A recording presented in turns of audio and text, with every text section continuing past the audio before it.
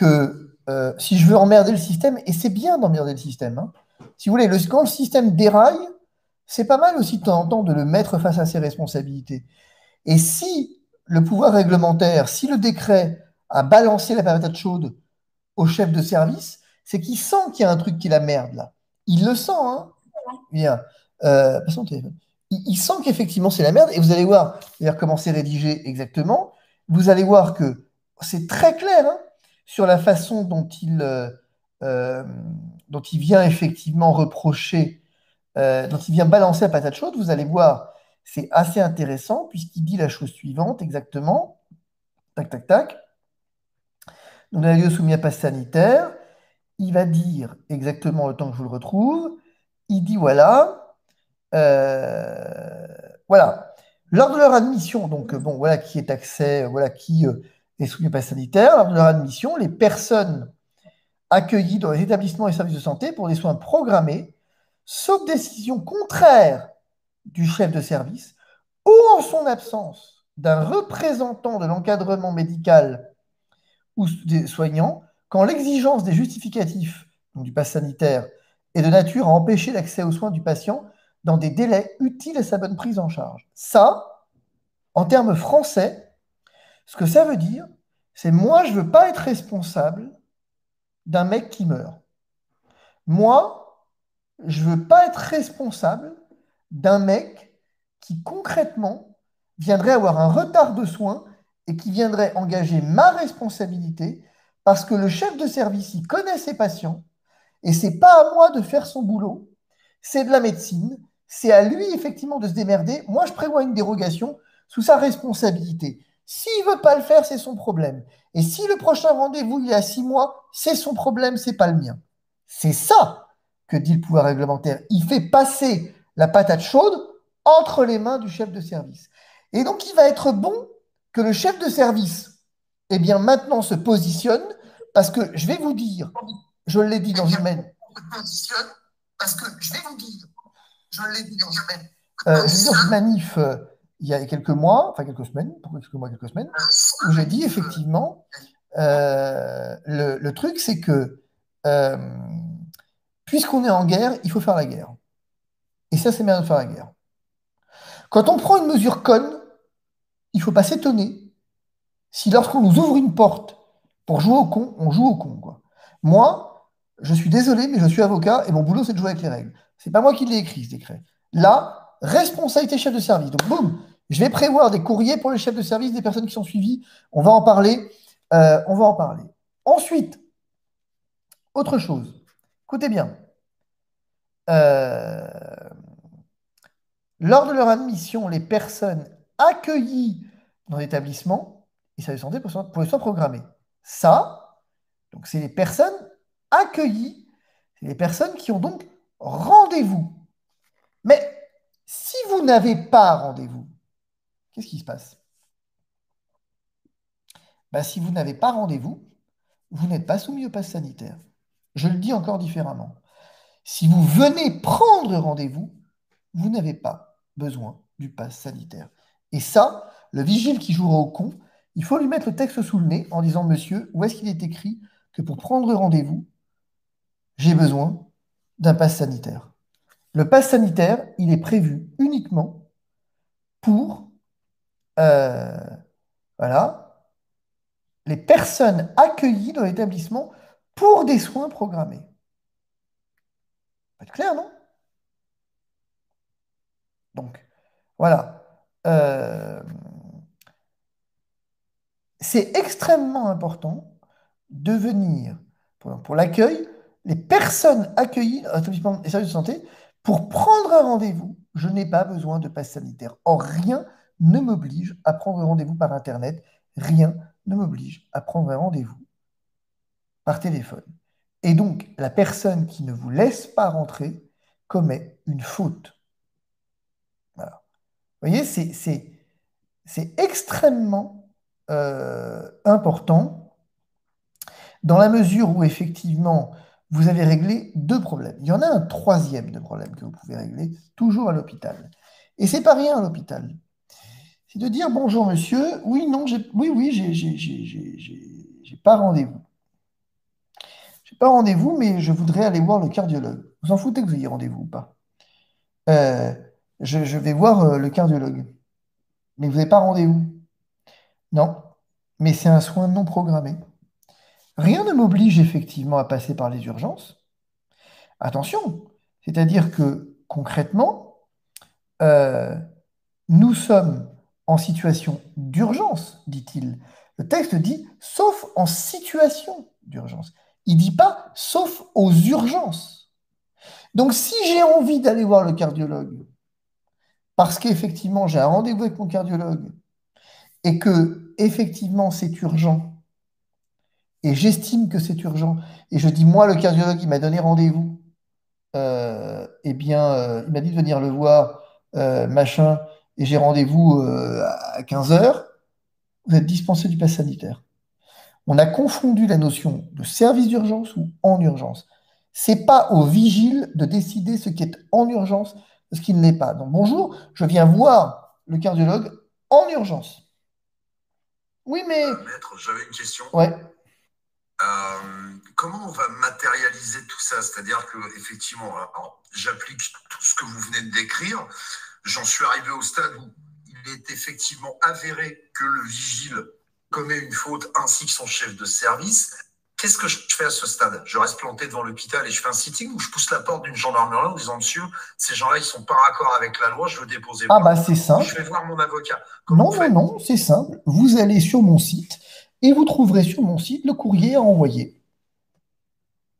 Et D'accord. je vous garantis qu'effectivement, euh, je vous garantis qu'effectivement, il y a deux options. Vous trouverez sur mon site le courrier à envoyer.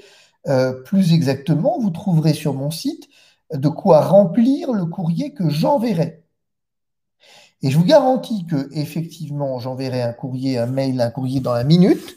Et je vous garantis, hein, je vous le garantis pour les connaître un peu, qu'un truc comme ça ne fera pas un pli. Les vigiles, effectivement, vous en aurez toujours qui feront un excès de zèle, mais vous balancez un écrit, deux écrits, un peu bien compris, il vous emmerdera plus jamais. Ouais, c'est vrai que jusqu'à maintenant, je leur balançais plutôt des claques, mais si on C'est- peut leur balancer un courrier, c'est mieux, Moi, je effectivement. balance des courriers, pas de claques. Mais, puisque j'ai dit qu'il fallait contourner de manière légale. Les claques, c'est pas très légal. Euh, non, mais c'est super important parce que vous Bien comprenez le sûr. truc. Ce décret, il n'est pas inintéressant dans cette rédaction-là. On voit bien que le truc, il est mort-né, quoi, quelque part. On voit bien que l'hôpital, c'était le truc de trop. Que c'est sorti, là, comme ça, paf. Ça n'existe pas, un pass sanitaire pour aller à l'hôpital, en fait. C'est complètement inconcevable, en réalité. Le principe même de devoir justifier qu'on n'est pas malade pour aller à l'hôpital, c'est, ouais, comme vous dites, Bah, on est arrivé au bout du bout, là. je veux dire, Vraiment, c'est on est quand dans même ça l'absurde, qui est là. fou, quoi. Je veux dire, c'est qu'en fait, c'est ce que j'avais tweeté en disant, on a quand même réussi cet exploit d'interdire l'hôpital aux malades. Euh, c'est exactement ça. C'est-à-dire qu'à un moment, euh, et en fait, je vais vous dire, ça va très bien se passer. En toute honnêteté, avec ces deux failles-là, ça va très bien se passer. Alors, pour garantir un peu le truc, ce qu'on va faire, c'est intéressant. Moi, ce qui m'a intéressé, c'est sur deux, trois jours, j'aimerais bien que des gens se pointent un peu à l'hôpital et testent un peu ces situations en vie réelle. Aillent prendre rendez-vous en disant, voilà, je vais prendre rendez-vous. On me le refuse pas, qu'on ait des petites stats, en fait, vous voyez? C'est pas mal aussi. Mais je vous garantis qu'effectivement, on ne vous le refusera pas. Je vous garantis qu'on ne vous le refusera pas. Et petit conseil aux médecins dans les cliniques privées. Parce que les médecins, si vous voulez, dans les cliniques privées, la plupart du temps, ils sont libéraux, même quasiment tout le temps. Ils ne sont pas salariés. Donc, si le patient ne rentre pas, le mec, il ne le voit pas. S'il ne le voit pas, il n'est pas payé. Et donc, ils n'ont aucun intérêt à ne pas voir le patient. Donc, je vais vous dire, le médecin qui effectivement va dire j'ai besoin de vous voir en urgence, vous en avez trouvé 80 000. Le chef de service ou machin chose qui fait fonction, qui va dire bah ouais, son état nécessite que, mais vous en trouver 50 000. Dans le public, on pourrait commencer à débattre et encore que, mais dans le privé, je vous assure que ça va poser aucun problème pour le coup. Et en fait, c'est une grosse faille du texte, ça. Alors, ça paraît rien comme ça, mais en toute honnêteté, hein, ça prouve déjà, on peut considérer que le pass sanitaire à l'hôpital, poubelle. Dans 95% des cas, poubelle. Alors, il reste les accompagnants. On me dit, oui, mais moi, je vais voir. Puis, quand je vais voir quelqu'un qui est malade, mon enfant, machin, mon père, ben, dans ces cas-là, il faut être un peu malin aussi. C'est pareil. Il faut être un peu malin. Je doute que le vigile, d'abord, il faut contourner en passant par les diverses entrées. Il ne faut peut-être pas passer toujours par le même vigile si vous avez tous les jours. Et ensuite, je doute qu'effectivement le vigile, devant le flux de patients qui passent toute la journée, vous voit, vous repère, quoi. Donc, il suffit de dire, je vais prendre rendez-vous. Je vais prendre rendez-vous. Je le redis, hein, il faut regarder le texte. Le texte, il est quand même parfaitement clair sur le fait qu'on me parle des patients, les admissions, les personnes accueillies dans l'établissement et services de santé pour des soins programmés. Accueillis pour des soins programmés, pas accueillis pour prendre rendez-vous. Vous voyez, c'est quand même super important. Euh, et alors, qu'est-ce que je voulais vous dire? Ça, c'est l'hôpital. Voilà. Deuxième faille, il y a trois failles pour l'instant, ce qu'on a vu. Deuxième faille, la problématique du restaurant. Eh bien, le restaurant, c'est pas très compliqué en soi. Il suffit de créer votre parti politique. Si vous avez un parti politique, votre problème est réglé. Ou si vous avez un parti politique avec une réunion de partis. En effet, c'est assez intéressant parce que le Conseil constitutionnel a dit le 31 mai 2021, et il s'y référait explicitement dans sa décision de la semaine dernière, il dit très exactement, hein, sans qu'il y ait la moindre ambiguïté, que les activités politiques ne sont pas soumises à passe sanitaire. C'est pour ça que vous avez effectivement Florian Philippot qui organise son meeting bientôt, enfin, l'université d'été, qui n'est pas soumise à passe, que ça entraverait la vie politique, la vie démocratique, et que donc il n'y a pas de, pour la religion aussi d'ailleurs, il n'y a pas de passe sanitaire pour la politique. Très bien. Mais si je veux organiser un meeting politique dans un restaurant, vous allez me dire, ouais, mais non, ça colle pas votre truc, parce que pour organiser, vous allez pas organiser un meeting, il faut privatiser le restaurant. Où est-ce que c'est dit? Où est-ce que c'est dit? Je suis Fabrice Divisio, j'organise une réunion de bureau politique à des fins effectivement de détermination de la prochaine. euh, je organise avec mes adhérents. Je organise une réunion avec mes adhérents politiques pour leur expliquer la prochaine manif. Et il s'avère qu'effectivement, il n'y a que 5 personnes qui ont pu se libérer. Donc, je réserve une table de 5. Et il s'avère que ces 5 ont tous une carte du parti et viennent tous pour ils viennent tous pour la réunion politique. Le restaurateur est averti. Il n'a pas le droit, il est averti par mail, il n'a pas le droit de me demander mon passe sanitaire. Je suis contrôlé par les flics, le restaurateur ne craint rien, et vous non plus, parce que vous avez une carte d'adhésion à un parti, que vous êtes réunis dans le cadre d'un parti. Alors évidemment, on pourrait dire, ouais, mais non, mais c'est du bidon votre truc. Non, c'est pas du bidon du tout. Je me réunis où je veux, sinon j'entrave la vie politique. Où est-ce qu'il est écrit que je dois me réunir chez moi? Où est-ce qu'il est écrit qu'un restaurant soit mieux qu'une salle des fêtes ou une base aérienne ou effectivement le Zénith? Où est-ce que c'est écrit? Absolument nulle part. Cette distinction n'existe pas. Donc, si demain matin, je veux tenir meeting à 2 personnes dans un restaurant, eh bien, je peux le faire. Si je veux tenir meeting à 20 personnes dans un restaurant, eh bien, je peux le faire. Et le restaurateur ne peut pas me demander mon passe sanitaire, sinon il entrave ma vie politique. Pareil pour le syndicat, d'ailleurs. Le syndicat, c'est exactement la même chose. Ouais. Par contre, est-ce qu'on a une méthode facile, pratique et rapide pour créer un parti? Est-ce qu'on peut en parler 2 secondes ou est-ce qu'on peut éventuellement diriger l'audience vers un lien? Je suis pas juriste, mais je peux te conseiller d'aller manger directement avec Manu. Je pense qu'il te dira pas non. Moi, si. Moi, si. Ouais, mais là, ça marche pas. Ouais, mais le pire, c'est que dans ce cadre-là, ça marche même pas en plus.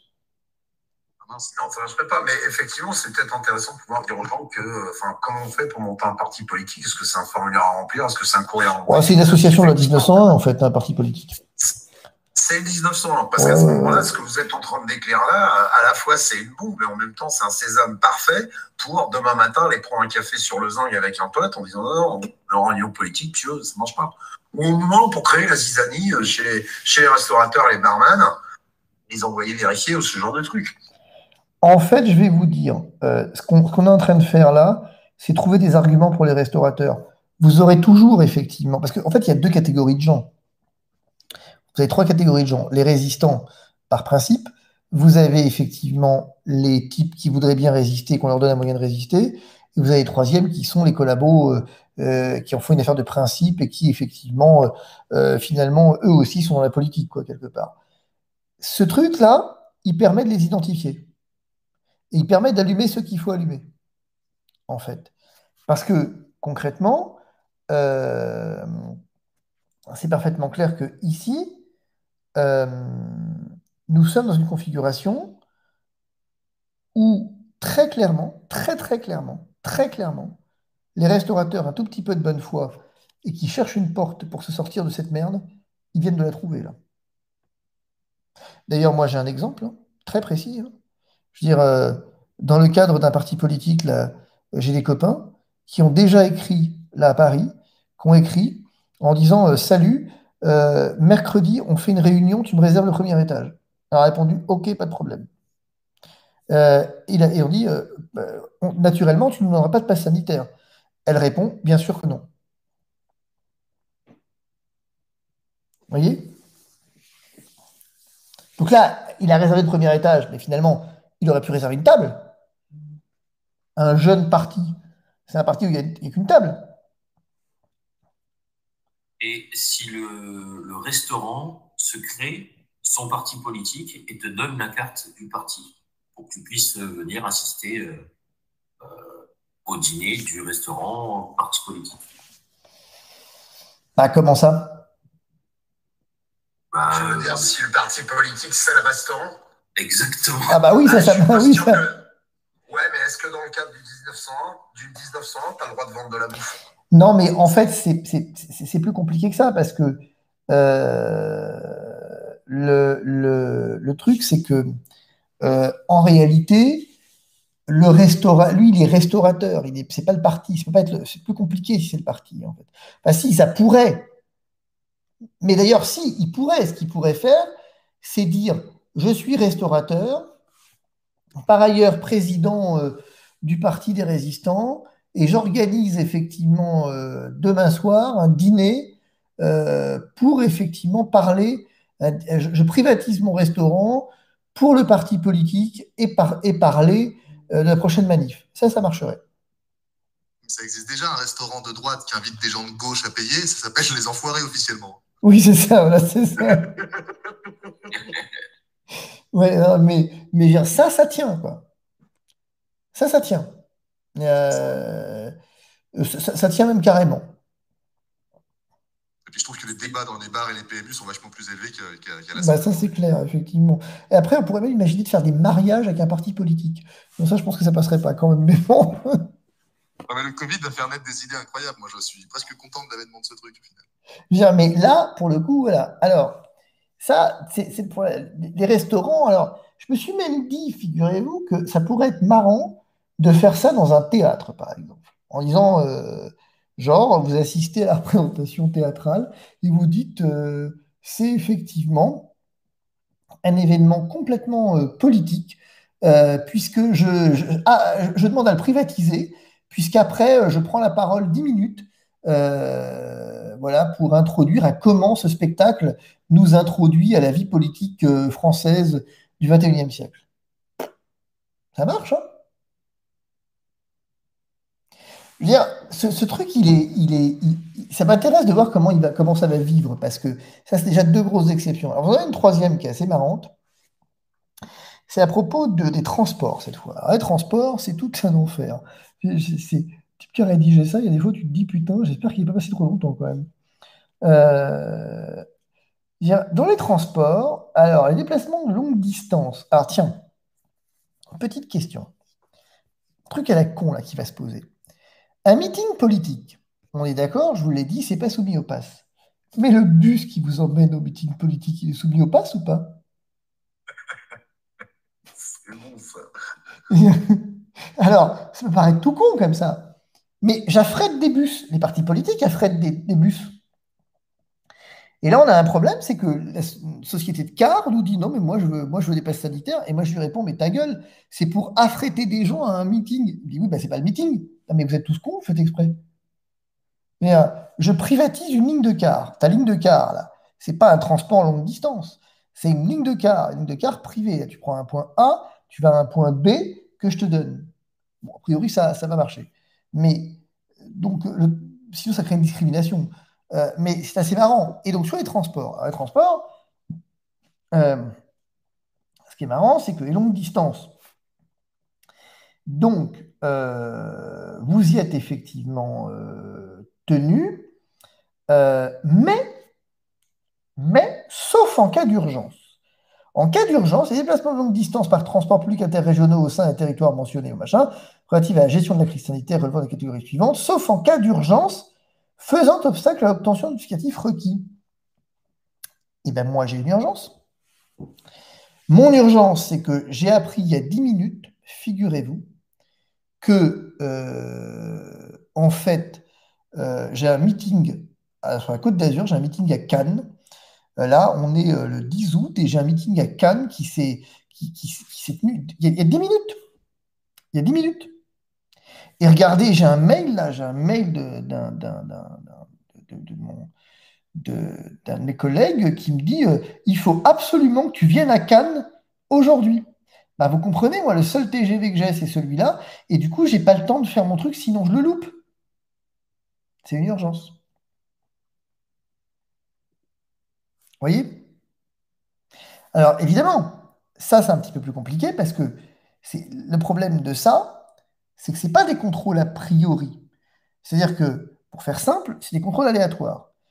Donc, il y a toujours un risque, contrairement à l'hôpital où le mec filtre tout le monde, à la SNCF ou dans les transports, sauf en car, puisque les mecs, ils ont instruction de vous fliquer dès l'entrée. Mais la SNCF semble avoir dit qu'elle ferait des contrôles aléatoires. Donc, si elle fait des contrôles aléatoires, il y a toujours un risque pour que, en gros, si vous fassiez gauler, le mec vous dit ah non, moi, votre urgence, c'est pas une urgence. Mais ça, bon, vous risquez un PV, mais ça se débat devant le juge après. C'est comme le confinement, finalement. Quand on exigeait l'attestation, machin, à la con, avec des justificatifs, le Conseil d'État a dit non, d'abord, il n'a pas besoin du justificatif, finalement, une simple auto-attestation sous papier libre suffit. Pas grave. Bon. Euh, et donc, c'est pareil. Mais ça, c'est ce qui vaut le coup d'être tenté. Parce que c'est comme ça qu'on va pousser le système de ce retranchement. C'est bon, on se tente une fois. Alors, OK, au pire, on se prend un PV une fois et on voit ce que ça donne. Et là, pour le coup, on plaide.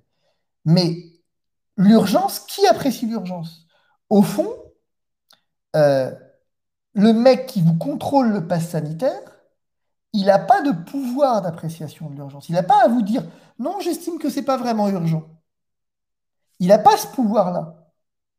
Il a juste vous avez, c'est déclaratif l'urgence. Vous arrivez à regarder, c'est urgent.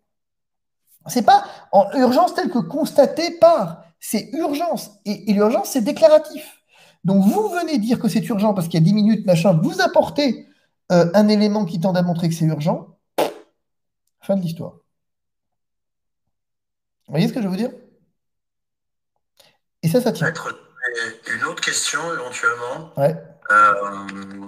Comment on peut utiliser le texte dans l'État pour mettre en avant l'énorme incohérence qu'il y a autour des urgences, notamment le fait, pas des urgences, mais des transports, pardon, notamment le fait que pour entasser 500 personnes dans un TGV, il faut un pass sanitaire, mais pour en entasser 500 dans une rame de métro qui sont les mêmes conditions de potentielle transmission, là, il n'en faut pas.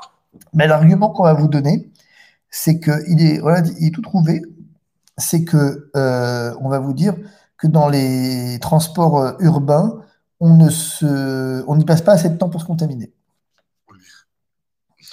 Ouais. Mais là, vous touchez... Mais on ne peut pas jouer la carte de la périodicité? Ah non, mais il y a autre chose à jouer. C'est qu'il y a deux choses à jouer. C'est que Djebari m'a dit dans TPMP quand même face à face que, j'en parlais avec Cyril la semaine dernière, où effectivement face à face, il me dit que, d'ailleurs, j'ai demandé à Cyril Hanouna s'il ne voulait pas faire sa première, un débat divisio de Djebari. Quand Djebari a eu quand même dit, quand j'ai posé la question des transports, parce que moi je voulais des FFP2 dans les transports, il a dit, mais ça sert à rien, Parce que toutes les études de façon internationale montrent qu'on ne se contamine pas dans les transports. Ah ouais. Voilà. Mais il a été, parce qu'il y a quand même de temps en temps sur quelques journalistes qui ont des espèces d'éclairs de présence comme ça. La semaine dernière, il y a un mec de France Info qui lui a demandé, qui lui a dit, mais bon, alors les transports, machin. Et il a dit cette belle phrase, il a dit, non mais attendez, qu'on soit bien d'accord, on ne se contamine pas dans les transports, hein. Mais tout ça n'est pas sanitaire. Tout ça est juste pour pousser les gens à la vaccination. Ouais, on en est sur un registre, chérie, je mets pas de préservatif, ça va pas être long, quoi. Oui, Ça c'est n'a pas de sens, tout ça. ça. Ça n'a pas de sens. Bah non, mais je veux dire, Ce que je trouve triste, c'est qu'ils arrivent à trouver des justificatifs à peu près tout et que les gens arrivent à accepter ça, quoi. Enfin, l'argument de Jimmy, il est flagrant, hein. Les transports en commun, c'est bondé. On peut pas être, il y a pas moins, on peut pas trouver plus de promiscuité, c'est pas possible. ah Enfin, non, mais alors ça me- Martin Blachier vous dit un truc là-dessus, il vous dit les transports en commun, c'est aéré. Je dis, c'est comment la dernière fois que tu as pris le métro, Martin? Il dit, oui, mais bon, les portes, elles s'ouvrent. Oui, mais elles s'ouvrent sur rien. Enfin, je veux dire, me dire que le métro est aéré, il fallait quand même oser, quoi. Ouais. Oui, mais Martin Bien sûr. Blachier, c'est un gamer, on parle pas de la même chose. Moi, voilà, elle dit, non, mais dans les transports, on ne se contamine pas parce que tu comprends, c'est aéré. Ah, ah. C'est sûr que oui, parce que c'est ventilé. Ah oui, le métro parisien, qu'est-ce qu'il est ventilé? Ah, qu'est-ce qu'on y respire bien, mon Dieu. J'ai pas encore fini de tousser d'hier. C'est ça. Et donc, c'est pas inintéressant parce que vous voyez que petit à petit, il y a autre chose aussi. Les gamins et le sport. Ouais. Le yoga, enfin ce que vous voulez, tout le monde d'ailleurs, le sport.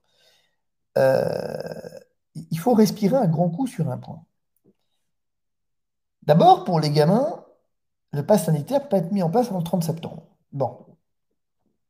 Deuxième chose, il y a un point extrêmement important, c'est que euh, on vient effectivement vous dire que donc il faut un pass sanitaire. Attention, parce que maintenant vous avez vu que c'est 72 heures, c'est plus 48, on a gagné 24 heures. Et l'autotest devant un professionnel de santé, finalement suffit, quoi. Bon. Euh, Vous avez dit l'autotest devant un professionnel de santé, c'est bien ouais, ça? ouais. D'accord. On peut- Il va être content, le pharmacien, à la place de faire un test antigénique. Effectivement, on va se foutre tout seul le truc dans le pif et dire, regarde comment je fais. Et, Ouais, non, mais c'est ça, hein. regarde si je fais bien et atteste que je fasse bien. Mais je veux dire, tu veux pas que je te le fasse? Ah non, si tu me le fais, c'est plus un autotest. Bien, On est dans le ridicule total. Et alors, mais Est-ce que le texte fait le distinguo entre les PCR dans le pif et les PCR salivaires ou pas? eh ben non, c'est tout le problème. Mais ça, cher ami, c'est la prochaine étape du combat que je suis en train de mener parce que le gouvernement a fait une petite connerie. C'est qu'en fait, à Cannes, ils se sont félicités des conditions au Festival de Cannes optimales de sécurité en permettant à tout le monde de faire des tests salivaires. Et donc, moi, je vais arriver en disant, alors, moi, j'ai deux requêtes. Le Conseil d'État, là, je vais le saisir demain ou après-demain, en lui disant, bon, ton passe sanitaire, tu le jettes à la poubelle. Mais, à la limite, si tu veux un test sanitaire, un pass sanitaire, moi, je ne suis pas complètement contre.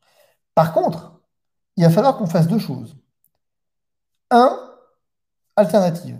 Un, on soumet tout le monde à PCR. Non, parce que t'es gentil, mais moi, qui ne suis pas vacciné, je suis un égoïste, mais je suis un égoïste qui quand même fait un test PCR toutes les 72 heures pour dire à un mec qui est vacciné, qui donc risque rien, qu'il ne va pas mourir. Bon, il ne va pas être contaminé. Par contre, lui, dont on sait maintenant qu'il peut me contaminer, et moi, manifestement, puis il n'y a que moi en réa, semble-t-il, il peut me contaminer, mais ça ne lui pose aucun problème, il n'y a pas besoin de faire un test PCR. Oui, bah non, ça ne me va pas, tu vois. Donc, si tu veux soumettre les gens à un PCR, bah, tu soumets tout le monde, quoi. Mais oui, je comprends bien que du coup, dans l'idée d'inciter à la vaccination, c'est pas génial. Mais comme le but, c'est pas d'inciter à la vaccination, mais de lutter contre l'épidémie, c'est mieux, quoi. Euh, Ou alors, on a une solution, c'est qu'on se dit que si tu veux soumettre tout le monde à un test, bah, tu pourrais imaginer de soumettre tout le monde à un test salivaire et tu as réglé ton problème. Et je note que c'est ce que fait le Luxembourg, par exemple. Le Luxembourg, en tout cas, je ne sais pas s'ils le font encore, mais un temps soumettait tout le monde qui allait au resto à test salivaire et c'est réglé. Il y a une petite coupure. Ouais, je disais qu'au Luxembourg, tout le monde faisait ça, en fait. Tout le monde se soumettait à test salivaire. Donc, c'est que c'est posable. Mais le problème, c'est qu'en fait, ça ne marche qu'à Cannes et au festival, le test salivaire en France.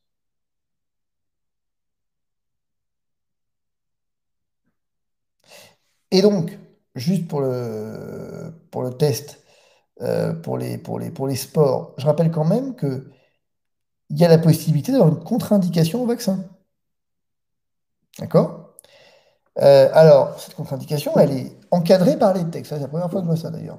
Elle est encadrée par les textes, la contre-indication au vaccin. Soit. Mais imaginons que j'ai un médecin qui me dise juste contre-indication au vaccin, qui me l'écrive, que je me pointe avec dans mon club de sport. Il me refuse?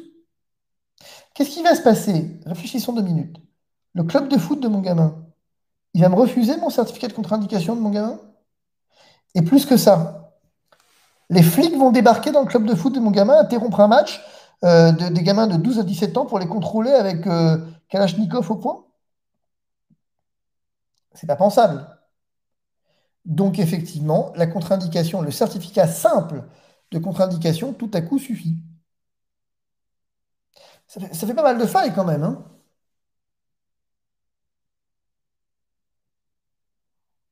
Alors, excusez-moi, mais ça, vous pouvez nous certifier qu'un médecin aujourd'hui peut ordonner des contre-indications pour le vaccin. Ah oui, absolument. Je pense qu'on tient quelque chose, hein. Bah, c'est prévu par le texte, hein. Ouais. Ouais, on tient quelque chose, mais après, est-ce que les médecins vont se mouiller, entre guillemets, pour multiplier les contre-indications au vaccin? Parce qu'à un moment donné, il faut peut-être le justifier, ça. Ah bah, ça c'est intéressant. Le justifier. Réfléchissons 2 minutes ensemble. Autant pour l'obligation vaccinale, c'est touchy. Il faut être honnête. Pour l'obligation vaccinale, c'est un peu touchy parce que ça, faut qu'on y réfléchisse encore un peu parce que j'ai pas la clé encore. Mais vous pensez franchement que le médecin qui vous fait un certificat de contre-indication au vaccin, que vous présentez au club de sport, c'est quoi la responsabilité du médecin et c'est quoi la responsabilité du club de sport? Dans l'histoire, c'est quoi? C'est que dalle. Comment voulez-vous qu'il soit contrôlé? Et qui va savoir que le médecin vous a fait un certificat médical de contre-indication? Qui va le savoir? Alors évidemment, en théorie, ça doit passer par la moulinette du tous anti-Covid, leur truc à la con, là, leur application à la con. Ouais, mais moi, je suis un type qui est arriéré et j'ai pas d'ordinateur. Enfin, j'ai pas d'application. Ou j'ai pas envie de télécharger d'ailleurs. Euh, et je me pointe avec mon document papier. On va me le refuser? Chiche. Chiche. Alors là, ça devient drôle si on me le refuse. Donc personne ne me le refusera. Tant et si bien que le document de test PCR, par exemple, ça c'était la grande condition, c'est que le pass sanitaire, il y a une condition, c'est qu'il faut que ça soit possible sur papier, pour les gens qui n'ont pas accès au numérique ou qui ne se démerdent pas avec le numérique. Donc vous arrivez avec un document papier au club de foot de votre gamin, il va vous dire quoi, le mec? Il va vous dire non, j'en veux pas, il faut que tu passes par l'application Tous Anti-Covid. Chiche. Chiche qu'on fasse une belle discrimination à raison de l'état de santé. Vous voyez? Je veux dire, ça, c'est parfaitement faisable. Et après, c'est de la responsabilité du médecin, hein. Je veux dire, si le médecin a envie, soit parce qu'il estime que. Parce que ça va poser un autre problème, mais on en reparlera, c'est que le décret prévoit un certain nombre de contre-indications. Enfin, en tout cas, renvoie à un certain nombre de contre-indications. Mais d'où? D'où, effectivement, le médecin est quand même libre de déterminer les contre-indications qu'il veut, quoi. Dans la limite, évidemment, de la mise sur le marché du médicament, dans la limite comment dire, eh bien, tout simplement des recommandations des autorités sanitaires, et tout ça, il est libre quand même de. On est en train de priver les médecins de liberté. Peut-être qu'à un moment donné, il va falloir qu'il la récupère, cette liberté. Mais en tout état de cause, il vous fait juste un certificat médical de contre-indication pour le sport, là, sans rien du tout mettre comme motif dessus, rien à mettre. Vous pensez franchement que le club de sport va refuser? Ou que c'est de l'intérêt de la salle de sport de refuser? C'est quoi l'intérêt de la salle de sport? D'accepter de le refuser. Évidemment que c'est l'intérêt de l'accepter. Alors, je ne vous dis pas, vous ne pouvez pas créer un parti politique pour être dans la salle de sport, ce sera compliqué, mais la contre-indication, qu'est-ce que vous voulez que le mec du sport risque? Absolument rien. Et vous allez risquer quoi? Absolument rien non plus. Ça, c'est contourné de Ouais. manière parfaitement légale. Je voudrais poser une petite question. Apparemment, il y a quelqu'un qu'on connaît là qui aurait fait une demande de certificat de contre-indication pour faire un test, enfin de contre-indication de test nasopharyngé pour avoir droit à un test salivaire. C'est possible ça? Pour prendre l'avion. C'est une bonne question. C'est une bonne question. Je me suis jamais posé. C'est pas con. Et ben, en fait, en théorie, oui, ça passe. En théorie, oui, ça passe. J'ai un document médical qui me dit que j'ai une contre-indication, que je ne peux pas le faire. Néanmoins, je satisfais quand même. Mais en théorie, ça passe. Enfin, oui et non, parce que la compagnie aérienne pourrait très bien vous dire, ah oui, mais moi, monsieur, je suis désolé, mais la loi m'impose effectivement un. Oui, mais alors là, c'est un petit peu différent, parce que ce serait un peu différent. Parce que la loi, la compagnie aérienne pourrait dire, je veux pas parce que je suis pas obligé. Elle pourrait le dire. Elle pourrait le dire. Et est-ce qu'il pourrait faire quelque chose? Ouais, mais il ne pourrait pas se retourner contre la compagnie aérienne. Il ne pourrait se retourner que contre l'auteur du décret qui n'a pas prévu les cas de contre-indication. Ensuite, euh, mais la compagnie aérienne, si elle a envie de le laisser rentrer, elle le laisserait rentrer. Est-ce que ici, ça passerait? Est-ce que ici, ça passerait? Est-ce que, par exemple, pour les restaurants, une contre-indication, un test, j'ai un certificat médical, j'ai un test salivaire, je présente mon test salivaire. Ouais, à mon avis, ça passe. À mon avis, ça passe. À mon avis, ça passe. Euh, À mon avis, ça passe. C'est pas con d'ailleurs. À mon avis, ça passe. Tiens, c'est une autre faille que je n'avais pas vue, ça. Mais à mon avis, ça Ok, passe. ouais. Petit à petit, en cherchant, on va dézinguer le système. Bah, là, déjà, à l'hôpital, vous l'avez dézingué, votre système. Là, genre, l'hôpital, Oui. je vous dis, hein, la simple circonstance que le texte dise, ouais, bon, si le chef de service veut pas, c'est son problème après, hein. S'il estime que le soin est nécessaire, les chefs de service ne se mouilleront pas, hein. Ils vont effectivement, je vous le dis, ils vont jouer le jeu. C'est-à-dire qu'ils vont, ils n'ont aucun intérêt, en plus avec un ordre national qui peut leur tomber dessus, ils n'ont aucun intérêt à emmerder le monde. Mais là, vous voyez, typiquement l'histoire du test salivaire, ce serait marrant à faire, ça. Il peut être intéressant aussi de noter que l'ultime pied de nez est arrivé d'emblée. Il reposait, enfin, tout reposait en fait sur l'exemplarité des soignants et des pompiers. C'est les premiers à être entrés en grève. Non, mais Je ne sais ça, pas si vous avez suivi des déclarations d'Olivier, moi je l'appelle variable, il y a des arguments à géométrie variable, qui nous a dit, je crois, ce matin ou hier, que les grèves ne dureraient pas, etc., quoi. Je ne sais même pas si sur un plan ah juridique. non, il a dit pire que ça. Il a dit, faudrait pas un jour, en gros, ils n'auront plus le loisir de faire grève. Ça veut tout dire. Ça Et fait de la mon côté. exact, si vous voulez, il a dit j'ai vu qu'un ou deux syndicats avaient fait un appel à la grève. Je le dis, vient un temps où ces personnes-là n'auront plus le loisir de faire grève. Ça, Syndicat, l'art de minorer les chiffres. non mais je veux dire, ça c'est grave de dire ça. Là, il est en train de vous dire qu'il envisage de supprimer le droit de grève. D'ailleurs, vous savez pourquoi il y a le plan blanc qui a été déclenché? Parce que le plan blanc, il permet la réquisition des soignants, donc des grévistes. Ah ouais, ouais, C'est tout, hein? ouais, ouais. C'est tout, hein? Il y a aucun autre motif, hein. Alors peut-être en Guadeloupe, j'en sais rien, je connais pas, j'ai pas vu l'état du système. En Martinique, ça avait l'air un peu chaud, donc j'en sais rien. Mais en tout cas, en métropole, aucune raison de déclencher le plan blanc. Alors là, pour en avoir vécu les plans blancs, je veux dire, enfin, c'est une blague. On ne l'a pas déclenché. Je me permets de me rappeler un truc, hein. Début mars 2020, ça commençait à swinguer un peu dans les services, et je me souviens très bien de Monsieur Salomon, Jérôme, de son prénom, qui effectivement avait dit il n'y a pas matière à déclencher encore le plan blanc. Et la RS Île-de-France qui avait dit non, il n'y a pas matière encore. Voilà, on a quelques tensions hospitalières, mais pas encore pour déclencher le plan blanc. Et là, poum, on le déclenche. Fous-toi bien de ma gueule jusqu'au bout. Mais là, vous voyez que, en fait, alors du coup, maintenant, on a réglé le problème des hôpitaux. On a plus ou moins réglé le problème des restaurants quand même à travers le parti politique. Ça, j'aime bien. Honnêtement, j'aime bien l'idée du parti. Je trouve ça assez marrant, en fait. Oui, une petite carte avec le nom, le pass, je t'emmerde, c'est le parti politique, en fait. Bah, c'est ça, Et du coup, sur la exactement. carte, Moi, je passe le parti politique, je passe, je t'emmerde. c'est ça. J'avais lancé sur ma chaîne le pass, je suis pas malade, hein, ça n'a pas connu un très gros succès, mais Ouais. J'avais imaginé, parce que vous pouvez aussi créer une religion. Ça marche aussi pour les religions. Mais pour le c'est coup, ambitieux ça. mais, pour les religions, je me suis dit qu'effectivement, le restaurant, ça passerait un peu moins, peut-être. Euh, mais, euh, mais typiquement, vous voulez organiser, parce que, alors, faut savoir un truc, hein.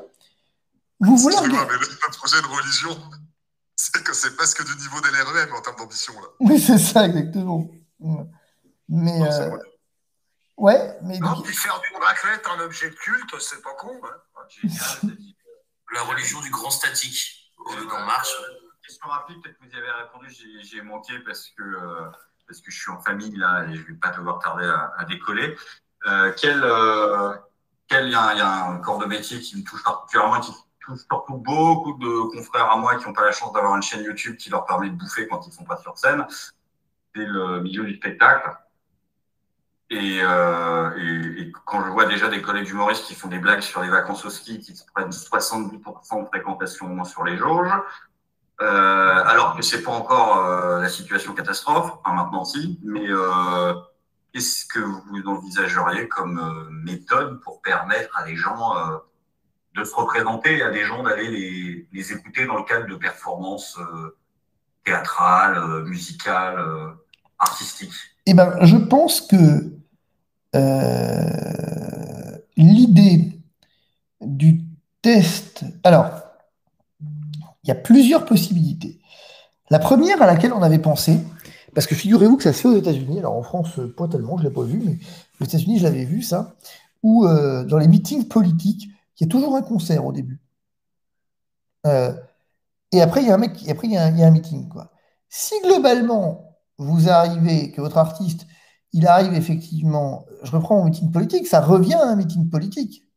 En fait, il faut bien comprendre. Après, le problème de fond, c'est qu'il faut que ça demande un peu de coopération de la part du directeur du théâtre, du directeur de la salle de spectacle et de l'artiste lui-même. Mais globalement, enfin, l'artiste, pas de problème, mais directeur de salle de spectacle. Mais globalement, je reviens à mon histoire de politique. Qu'est-ce qui vous empêche dans mon histoire de passe, là, de parti, vous venez effectivement animer un parti politique, animer un meeting politique avec en première partie l'artiste. Et après, effectivement, vous prenez la parole un quart d'heure, machin. C'est informel la notion de réunion politique. C'est une réunion politique. Ça peut être une réunion politique et que, effectivement, dans le cadre d'un meeting politique, eh bien, précisément, j'ai privatisé, entre guillemets, une salle pour mes adhérents, pour mes sympathisants, voilà. Alors, ça demande un peu d'ingéniosité. Ça demande, si vous voulez, ce qui est parfaitement clair, ce qu'il faut que vous entendiez, c'est qu'en fait, euh, des systèmes parallèles vont se mettre en place tout de suite, très vite.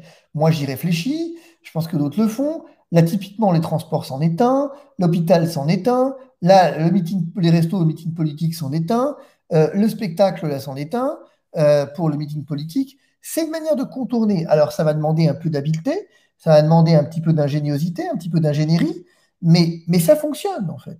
Parce qu'à un moment donné, je vais vous dire en plus, les flics, pour le coup, ils sont un peu échaudés aussi par l'histoire. Et les sondages un peu internes montrent quoi? Qu'ils n'ont aucune envie de participer à ce truc-là. Ok, alors il y en a toujours un petit peu, mais là c'est ce qui se passe à Rome, là je suis à Rome en ce moment, c'est ce qui se passe à Rome. Le chef de la police municipale de Rome s'est fait gauler, son compte WhatsApp a été piraté, où il traitait d'enculés les politiques qui avaient instauré le pass sanitaire et avaient dit que lui jamais n'aurait ses troupes de le contrôler. Bon, ça fait un peu désordre, quoi. Mais, euh, mais on va contourner les obstacles. Et on va les contourner plus vite qu'on pense. Ouais. Est-ce qu'à un moment donné, effectivement, c'est pas pertinent d'essayer d'inciter les patrons de bars, de restaurants, de boîtes à appeler les flics pour un oui, pour un non, en disant oh là, il y a des gens qui veulent rentrer chez moi, ils n'ont pas de passe sanitaire, je sais pas quoi faire. Encore une fois, pour pourrir le système. Mais 100% d'accord. Mais 100% d'accord. Parce que moi, très clairement, hein, pour parler de ma pomme, étant patron du parti des potes partis depuis 5 piges, la problématique du parti politique, elle est réglée pour ma part. Hein. J'ai déjà fait venir un artiste ici chez moi, je pense en faire revenir d'autres. Donc la mayonnaise du parti politique, je vais la mettre en branle le plus tôt possible. Effectivement, ça me semble le plus pertinent et le plus casse-couillesque par rapport à ce qui est mis en place. Avec vos conneries, dans 2 mois, il va y avoir 62 000 partis politiques en France. Mais justement, c'est ça qui va être drôle. Ça s'appelle la vivacité démocratique. Voilà, c'est ça qui va être drôle. Et j'étais en train de me dire, est-ce qu'il n'y aurait pas moyen de faire un mini-site un peu comme Doctolib, mais qui te donne la liste des médecins qui sont capables de te faire le certificat de contre-indication pour le test nasopharyngé, et donc du coup la possibilité d'avoir le fameux test salivaire. Alors, oui et non, parce que en fait, là, les médecins qui font ça, ça poserait un problème. J'ai un gros dossier là-dessus parce que je suis en train d'essayer de faire sauter ça, ils n'ont pas le droit de figurer sur des listes. Ah, ça coupe chez moi. Ouais, il y a une petite coupure, ça complique. Ouais, ils n'ont pas le droit de figurer sur des listes, en fait, en théorie. Donc ça, ils peuvent être un peu emmerdés. Ouais, j'ai entendu un gros dossier. Non, mais je pense que ce sur quoi il faut communiquer, c'est la marche à suivre, en fait. Comment on fait? Et après, je vais vous dire, les gars, hein, des médecins, parce que moi, je vous donne un exemple tout con. Hein. Moi, je bosse qu'avec des médecins depuis 20 ans, je suis avocat de médecin depuis 20 ans, je fais que ça, je fais de la santé publique. Bon, on est 12 chez moi, on fait que ça. Bon. Il y a des soignants qui m'ont appelé, des mecs que je connaissais, des infirmiers en particulier, avec des dossiers médicaux absolument colossaux, et le médecin du travail a dit oh non, pas de contre-indication vaccinale. Et je les ai envoyés voir des copains à moi, des copains, des clients aussi, où les mecs, quand ils ont vu le dossier médical, ont halluciné, quoi. On dit non, mais on ne peut pas vacciner quelqu'un dans ces conditions sans avoir fait un minimum de recherche. Et donc, ils ont fait des certificats de contre-indication vaccinale, au moins temporaires, je veux dire. Et donc, c'est intéressant parce que des médecins, par ailleurs, là, qui ont fait des arrêts de travail à des gens, j'en ai plein. C'est-à-dire qu'en fait, à un moment, des gens qui se mouillent, vous allez en avoir un certain nombre de plus en plus, en fait. Pas qui fraudent, mais qui finalement acceptent, au contraire, de faire de la médecine et pas faire de la politique, quoi. Ça revient à ça. Donc, c'est pas super compliqué. Mais là où je suis d'accord, c'est que ce qu'il faut, et c'est ce que je vais mettre en place, moi, quand j'arriverai quand j'aurai plus de 10 minutes de battement dans une journée, je vais essayer de mettre en place cette semaine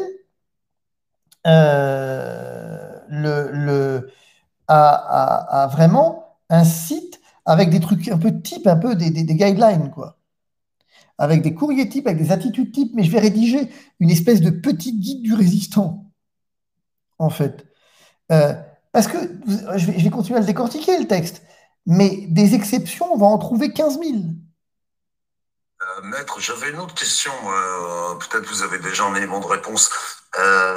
Admettons que je décroche le Graal, c'est-à-dire le certificat de contre-indication à la vaccination. Ouais. Néanmoins, je suis à moitié clodo, je suis RSA, j'ai pas de thune, donc j'ai pas de quoi payer des tests PCR. Il y a un recours dans ces cas-là, il y a quelque chose pour mettre ça en avant. Vous avez pas, si vous avez le certificat de contre-indication à la vaccination, vous n'avez plus besoin de test PCR.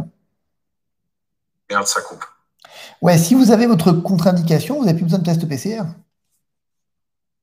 Avec une contre-indication vaccinale, on n'a plus besoin du PCR. J'ai bien entendu. Absolument. Ah, c'est bon, ça. Absolument. Ah, c'est bon. Parce qu'il y avait une autre question qu'on se posait, on en parlait un peu off tout à l'heure. Vous croyez qu'ils vont être assez dingues pour mettre un pass sanitaire pour l'accès aux urnes en 2022? Oui, bien sûr. Et ça, alors, je pense que contre-indication vaccinale suffira. Ouais. Alors, en fait, je pense qu'ils vont essayer. Et je pense qu'ils vont le faire en 2 temps. Ils vont essayer, ils vont le faire à l'israélienne. Le syndrome de l'université israélienne. En Israël, on dit aux mecs, vous pouvez continuer à étudier si vous êtes vacciné. Si vous n'êtes pas vacciné, vous devez faire un PCR tous les 2 jours. Vous ne voulez pas faire de PCR tous les 2 jours? pas de problème, vous suivez par correspondance. Et en fait, à mon avis, c'est ce qui va se dessiner. On va dire, tu ne veux pas faire de PCR, tu votes par correspondance. Et ils vont encourager le vote par correspondance, qui est le grand rêve d'Emmanuel Macron, le vote par correspondance. Bien sûr. Mais je ne pense pas, pour le coup, que ça passerait. Je ne pense pas que même le Conseil constitutionnel ne le laisserait pas passer, pour le coup. Parce que là, bon. Et là, je pense que ça ferait un tel tollé dans l'opposition que je ne les vois pas faire ça, pour le coup. Alors, excusez-moi, mais là, on parle d'une situation hypothétique, mais vous êtes sûr que le pass sanitaire, bon, moi, sur une approche purement logistique, je trouve que le truc n'est pas viable. Est-ce qu'on en arrivera jusque-là, quoi? Moi, je pense qu'il ne tiendra pas dans la distance, le pass sanitaire. Pour moi, dans 3-4 mois, ce truc est fini. Je vais vous dire, ça va faire. Regardez au départ. On a une histoire. Hein. Regardez au départ le confinement. Le confinement, on a envoyé des drones sur les plages. On a empêché les mecs. Enfin, on a dépêché les unités de gendarmerie. Et à la fin, ça se terminait comment? Il y a vraiment beaucoup de monde qui a été contrôlé dans le cadre du confinement à la fin. Au début, peut-être. Mais à la fin, franchement, il y a beaucoup de monde qui a été contrôlé. Le couvre-feu, il y a eu beaucoup de monde. Il faut vraiment le faire exprès, quoi. Mais bon. À ce stade-là, on est tellement dans une situation où tout est grotesque. On a démontré, nous, sur ce beau média qui est Facebook, comment avec un sandwich, on peut se protéger du Covid, quoi. En commandant un sandwich avec le masque, puis pour le manger 2 mètres plus loin, on peut retirer le masque. Bah, oui. Le problème, c'est le côté aberrant du truc qui me fait peur. Mais ceci dit, oui, mais le côté aberrant, finalement, il a ses limites aussi. Et par exemple, il y a un point que je suis en train de creuser qui m'intrigue. Je n'ai pas la réponse formelle, mais tout le monde dit les flics ils viendront dans les restaurants pour contrôler les passes sanitaires. Mais d'où tu vas venir dans les restaurants pour contrôler le pass sanitaire? Mais d'où? C'est un établissement recevant du public, mais ça reste un établissement privé. Hein. C'est la Gestapo qui faisait ça, contrôler les laissez-passer. Mais sauf parce que j'en ignore. C'est français, c'est la police française, bien sûr. C'est ça. Bien sûr. Non, attendez-vous, ça va bien se passer. Alors, Rosebase, ticket pas, on y va. Mais normalement, on n'a pas le droit, les flics n'ont pas le droit. S'il n'y a pas de trouble à l'ordre public, ils n'ont pas le droit pour venir faire des contrôles de prévention. Ils ont le droit d'intervenir à la demande. Par exemple, vous savez un truc, vous savez que pendant le couvre-feu, il s'est passé un truc, moi j'étais intervenu là-dessus. Vous vous souvenez qu'il y a eu des fameuses teufs entre jeunes après le couvre-feu, machin, tout ça, et que donc les mecs faisaient faisaient du bruit. Voilà. Et donc, en gros, les flics arrivaient et demandaient à chacun son attestation, machin, sa dérogation, machin. Mais sauf que, en réalité, ils n'avaient pas le droit de rentrer. Ils ne sont rentrés dans l'appartement pour verbaliser les gens que parce que le mec qui organisait la fête, en fait, s'est fait berner et les a laissés rentrer. Mais en aucun cas, ils n'avaient le droit de rentrer sans l'autorisation du propriétaire. Vous voyez? Il y a plein de petites failles comme ça. Mais là, pour le coup, les restaurateurs, je rebondis sur un truc que vous disiez tout à l'heure, que je trouve particulièrement intelligent. J'y avais pensé. Moi, j'en avais parlé d'ailleurs avec Christophe Chira du collectif Les Pendus. Je dis, mais à la limite, ce qu'il faut, c'est appeler les flics 4 fois, 5 fois dans la soirée. 4 fois dans la putain, il y a un mec qui fout le bordel, là. J'en peux plus, moi, il n'a pas son passe sanitaire, il veut rentrer absolument, il commence à gueuler. Et puis bon, quand les flics arrivent, il dit, ah bah, il est parti. Exactement, c'est exactement ça qu'il faut donner comme tuyau aux patrons de bar et compagnie. Appelez les Schmitt parce qu'il y a un énervé qui n'a pas de passe, et le temps que les mecs se déplacent parce qu'ils n'ont pas que ça à foutre, ah bah désolé, il est parti. Si les gens se passent le mot intelligemment, effectivement... Et vous le faites tous les soirs, 2 fois par soir. Vous allez les rendre... prescription médicale. Mais là, vous allez les rendre dingues, les mecs. Et puis vous les appelez en disant ouais bonsoir, là j'ai un truc que j'ai jamais vu, là j'ai un type qui a une contre-indication sur un test PCR et qui me présente un certificat médical et un test salivaire, je le laisse rentrer ou pas?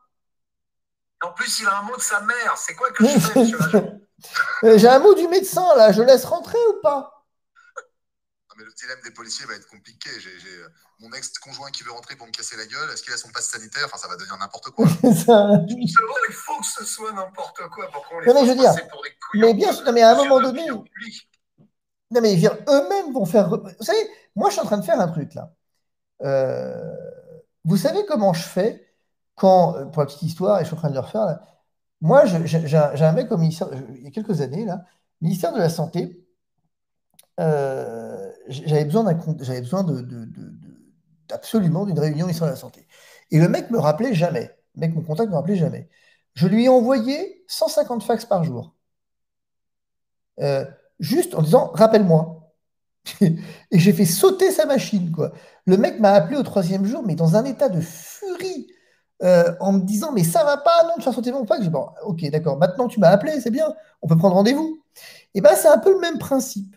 Là, je suis en train de faire sauter le système en envoyant, euh, je veux dire, l'idée, c'est que chacun puisse envoyer 100 000 plaintes contre Véran, 100 000 plaintes contre Castex, 100 000 plaintes contre Djebari. Et dire, pour qu'à un moment donné, la greffière de la Cour de justice de la République n'ait qu'une envie, c'est de se jeter par la fenêtre, quoi. Et qu'elle appelle son patron en disant, là, il faut qu'on fasse un truc parce que ce putain de passe sanitaire, là, il va tous nous rendre dingues. Ça, plus les flics, plus les chefs de service, plus les compagnies de vigile. Mais le système, vous allez le faire sauter, quoi. Vous allez le faire exploser de l'intérieur. Je vous raconte juste un détail, une anecdote, petite anecdote. Il y a quelques années, au moment d'H1N1, tiens, justement, ils avaient fait n'importe quoi. Les mecs, ils réquisitionnaient des médecins, genre des neurologues, des dermatologues, des ce que vous voulez, pour effectivement avoir des contre-indications à la vaccination. Sauf que, parce qu'à l'époque, ça existait, les contre-indications, mais sauf qu'effectivement, moi, j'avais dit, bah non, ça colle pas votre truc, les mecs, ils sont pas compétents pour ça, machin. Et ils n'avaient pas rien voulu entendre, le préfet a réquisitionné. J'avais fait une conférence de presse en disant, écoutez, je voudrais que le SAMU, c'était à Caen, je voudrais que le SAMU de Caen réquisitionne des lignes complémentaires parce que dans 2 jours, il n'aura plus de ligne et ça va sauter. Pourquoi? Bah, parce que comme les dermatos ne sont pas compétents pour savoir si un mec a une contre-indication vaccinale, bah, chaque mec qui passe, on va appeler le SAMU pour un conseil. Il y a marqué qu'en cas de doute, il faut appeler le SAMU. Bah, il va appeler le SAMU, hein. Mais on va l'appeler 400 fois par jour, hein. Le patron du SAMU a appelé le préfet en disant, vous allez me régler ce putain de problème dans la minute parce que j'ai aucune envie que mon standard saute. Et on a arrêté de réquisitionner les mecs. C'est le même principe.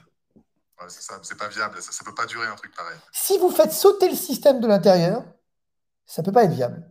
Parce qu'actuellement, bon, vous avez quelques kékés là qui font, vous avez les petits malins sur Twitter, les médecins, voilà, mais bon, voilà, les moustiques là qui vont se prendre le phare dans la gueule, qui vont être attirés par la lumière, ça leur fait plaisir. Vous avez Gilbert Deray, vous avez Patrick Pelou, tous ces mecs-là. Mais la vraie vie, c'est pas ça, quoi. Alors, figurez-vous que j'ai une question, moi, à laquelle j'ai pas la réponse. Enfin, si, je pense que je l'ai, mais est-ce que je serais soumis à passe sanitaire pour aller sur le plateau de TPMP à la rentrée? Ah, moi, ça a coupé au moment du. Pour aller où? Voilà, pour aller à TPMP à la rentrée, est-ce que je serais soumis à passe sanitaire? A priori, Ah oui. oui, sur le plateau TPMP, oui. J'ai déjà dit à Cyril, je lui ai dit, écoute, mon chéri, si effectivement je suis soumis à passe sanitaire, tu vas te passer de moi, hein. Si tu veux, on le fait chez moi. Tu n'es pas soumis à passe chez moi. Euh, mais euh, mais c'est une vraie question, hein. Est-ce que la télé, les plateaux télé, vont être soumis à passe sanitaire? Le texte ne répond pas à Ils vont ça. faire comme à Cannes, hein. Ouais, ils vont faire comme à Cannes, je pense. Et ils vont tous cracher devant l'écran, et puis. Je Ouais, vais, mais je ça, vais... c'est pour les gens qui sont invités et qui sont chroniqueurs, mais pour le public. Ah non, non, non, non, non. En fait, dès que vous êtes effectivement, normalement, c'est un établissement recevant du public. En théorie, c'est une salle d'audition et de concert. C'est la catégorie salle d'audition, de concert et je sais plus quoi, là. En théorie, vous y êtes soumis, hein. En théorie, vous y êtes soumis, hein. Et alors, Donc Cyril Hanouna montre un parti politique à ce moment-là. oui, c'est ça, exactement.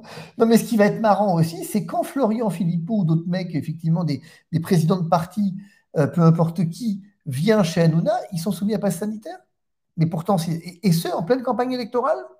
Ça, c'est un paradoxe. Ouais, c'est un paradoxe, effectivement. Ouais.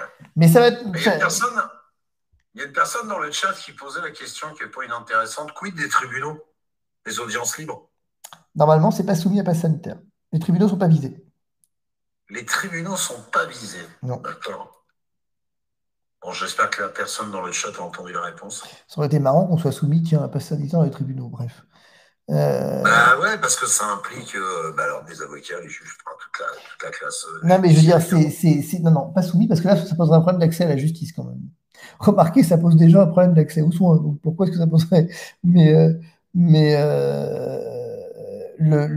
mais là où vous avez raison, effectivement, qu'il va se poser un problème majeur, c'est que quand les PCR seront payants, il va se passer quoi? Pour les types qui sont à la CMU, il va se passer quoi? Bah, j'en suis, maître. Ouais, il va se passer quoi? Ça va être un vrai problème. J'ai pas la réponse. Alors si, j'ai la réponse. On va vous dire rien à foutre, c'est qu'à se faire vacciner, ça c'est gratos. C'est ça. C'est ça. Et à mon avis, la faille, elle est là. C'est sûr. Vous m'obligez pas à me vacciner. Par contre, vous me mettez en place tellement de contraintes que la seule alternative Sauf que ça marche c'est de pas. prendre le vaccin. Sauf que ça, quand les PCR seront payants, à mon avis, ça marchera plus parce que le Conseil d'État a dit ça ne peut jamais, en aucun cas, être une incitation à la vaccination ou une obligation vaccinale déguisée. Alors, mais de toute façon, de tout ce que vous avez décrit depuis le début de votre intervention, je pense que le Graal ultime, pour les réunions improvisées, c'est le parti politique, et dans tous les cas, c'est le certificat de contre-indication vaccinale. La fête du slip, elle est là, en fait. Ouais. Bah, moi, ça me paraît clair. Après, oui, à la limite, il me restait une question par rapport à ça. Le certificat de contre-indication vaccinale, est-ce qu'il peut être suffisant pour justifier le retrait d'un gamin d'une scolarité standard et lui donner l'éducation à la maison? Enfin, l'école à la maison. Ah, ça c'est plus compliqué. Parce que l'école à la maison, en fait, c'est un autre débat qui est soumis depuis quelques mois maintenant à des conditions un peu particulières. Vous avez l'état de santé du gamin, vous avez les parents qui bougent tout le temps, ou les sportifs, quoi.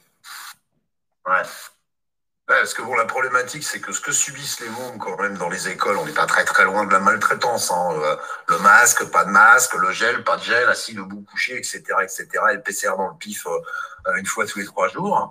Donc à un moment donné, je sais qu'il y a beaucoup de parents, enfin en tout cas moi j'en ai dans mon audience, qui ont un véritable problème par rapport à ça, qui sont prêts à déscolariser leurs enfants pour leur faire l'école à la maison. Mais ça, moi je peux vous en parler, ça je pourrais vous en parler plus spécifiquement si vous voulez qu'on en reparle, parce que c'est un sujet que je connais bien, l'école à la maison, parce que moi j'ai déscolarisé mes enfants sur 3 ans, donc pour le coup je connais bien le sujet, que je m'y suis intéressé en long, large et en travers, et que j'avais anticipé la possibilité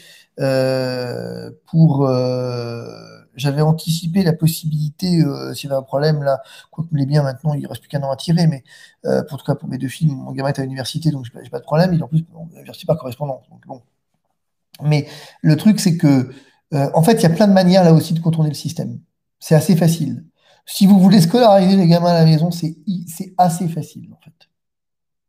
Contrairement à ce que. Ouais, parce que je pense que ce sera intéressant effectivement de faire un segment particulier sur ce sujet-là. Parce que quand vous appelez quand vous appelez le CNED, on vous explique que c'est pas possible. Mais ou c'est très compliqué, machin, mais en fait, il y a plein d'alternatives au CNED. Plein. Parce que nos chers gouvernants, ils vont se précipiter sur oh là là, vous retirez les enfants des écoles, et bah Dieu les alloque, quoi. Et encore une fois, c'est les précaires qui sont dans la merde. Non, pas Dieu les alloque, ça, ce ne sera pas possible. Parce que ce qui est obligatoire, c'est pas l'école, c'est l'instruction. L'école n'est pas obligatoire. C'est des nuances sur lesquelles il faut appuyer. Ouais. Mais vous voyez, on a quand même déjà, rien qu'en une journée, là, parce que finalement le texte est paru ce matin, hein, en une journée, on a trouvé un certain nombre de failles au dispositif. Hein. Là, c'est compliqué. On a trouvé un certain nombre de failles. Il y a quelqu'un, effectivement, qui me dit que justement l'erreur concernant les contrôles de police dans les bars et les restaurants, la police administrative vous contrôle à toute heure de la journée ou de la nuit concernant le registre du personnel, la présence. Attention, c'est très différent. Non.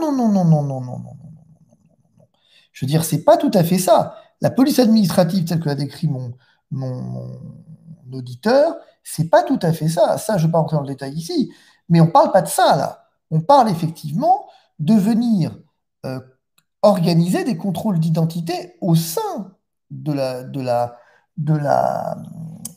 restaurant. Ça, c'est pas possible pour le coup. Et qu'il y a des contrôles de police administrative, mais qui sont effectivement des contrôles de respect de la réglementation, c'est-à-dire des mineurs non accompagnés, des licences effectivement d'alcool. Donc c'est beaucoup plus compliqué qu'il y paraît pour le coup là-dessus. C'est beaucoup plus compliqué. Et je vais vous dire, avant qu'un flic effectivement rentre, alors ça va être tout le problème, c'est que de savoir comment ça va s'organiser. Est-ce que Parce que, soyons concrets, mon gérant de bar, qui effectivement, voilà, qu'est-ce qui se passe? Est-ce que concrètement, il va devoir tenir un registre des passes sanitaires? Est-ce qu'il va devoir tenir... parce que s'il tient un registre des passes sanitaires, ça me pose un problème. C'est que donc, il a les passes. Or, c'est pas ça le but. Le but, c'est qu'effectivement, normalement, il a pas il a juste à les contrôler, point. Donc, comment ça va se passer? Bah, ça, pour le coup, on n'en sait rien. Donc, la seule possibilité que les flics aient, là, pour le coup, de vérifier si tout le monde a son passe, bah, c'est de le contrôler table par table. D'ailleurs, je note que c'est ce qu'ils ont fait dans un musée la semaine dernière, hein. Les flics ont débarqué dans un musée pour contrôler les passes sanitaires, qui avaient été pourtant contrôlés à l'entrée. Donc, voilà. Mais bon, donc, vous voyez, on a quand même des failles à parfaire, mais il se passe des trucs intéressants. Enfin, ce serait presque intéressant, ce truc. Euh, donc, voilà. Donc, à suivre. Je vais mettre ça sur mon site et puis on voit. Ok. OK? Et bien donc, c'est bon. Alors, bonne soirée. Si vous avez des questions, sinon, c'est bon pour moi. Ouais.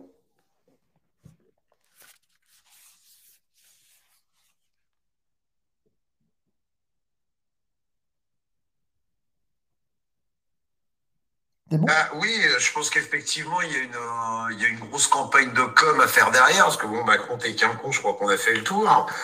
Effectivement, si on peut les distiller ces infos-là aux gens, ça peut être intéressant, parce que je reste convaincu que c'est la saturation des incohérences du système qui vont faire camaner, c'est évident. Et pour ça, il faut que les gens s'investissent en masse là-dessus, quoi. Ouais. Ça, puis l'annonce-mission, Et, moi, je tiens juste de manière anecdotique, on était à Paris, nous aussi, avec Jimmy notamment. On a fini dans un petit bar, alors c'est vraiment une anecdote, mais où le mec était complètement farouchement opposé au pass. Il faisait 50% sur les, sur les pintes de bière pour les manifestants. Moi, je trouvais le geste symbolique, et puis voilà, il en faut plus des comme ça, quoi. C'est très bien que ça s'organise comme ça, et ça permet aussi de voir les vrais Français, les vrais patriotes émerger, c'est une bonne chose. Ben, moi, je crois surtout qu'effectivement, on n'est pas sorti de l'auberge, quoi. Ouais, et à mon humble avis, surtout essayer de désamorcer ces situations de violence extrême que Greg décrivait tout à l'heure, quoi, où les gens, effectivement, maintenant sont prêts à s'entretuer pour un an. Et d'avoir des billes comme ça permet de leur dire, non, d'abord, c'est pas moi ton ennemi, d'une. Et de deux, voilà, il y a des méthodes, la loi, elle n'est pas infaillible, le texte, il n'est pas infaillible. Il y a carrément des incohérences, parce que, effectivement, ce qu'on a pointé tout à l'heure entre les transports, les partis politiques, etc., etc. Enfin, il y a matière à les emmerder, quoi. Après, la vraie question, c'est où est-ce qu'elle est passée la véritable motivation de la majorité des Français à aller les emmerder? Alors là, si vous Mais avez la ça, réponse à cette question, les mecs, je suis preneur, hein. bah oui, c'est ça. Le je vais problème.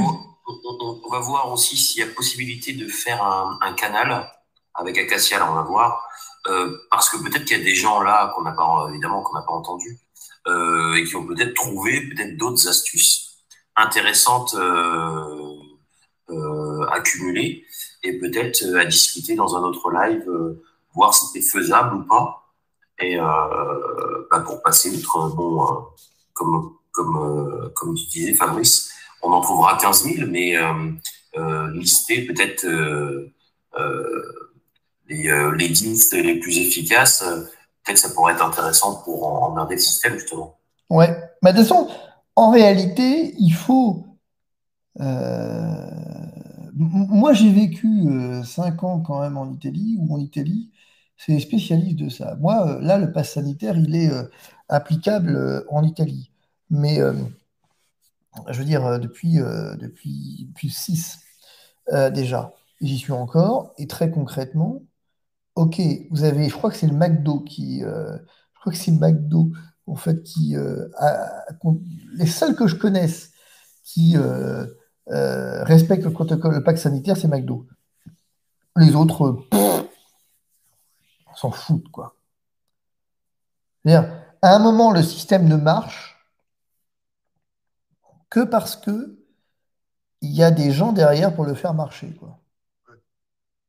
Et actuellement, par exemple, je vais vous dire, on va avoir un gros problème dans les hôpitaux assez vite, parce que on va avoir un très, très, très, très gros problème très vite, parce qu'on a une carence de personnel.